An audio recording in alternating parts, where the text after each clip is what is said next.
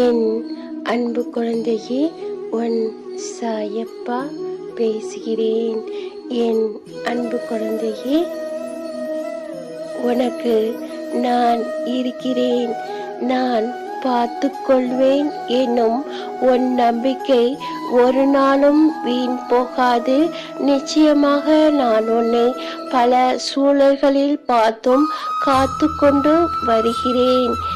நீ எப்போதும் தைரியமாக இருக்க வேண்டும்.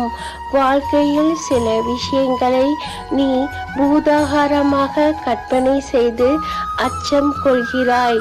என்னால் முடியவில்லை என்று என்னிடம் புலம்புகிறாய்.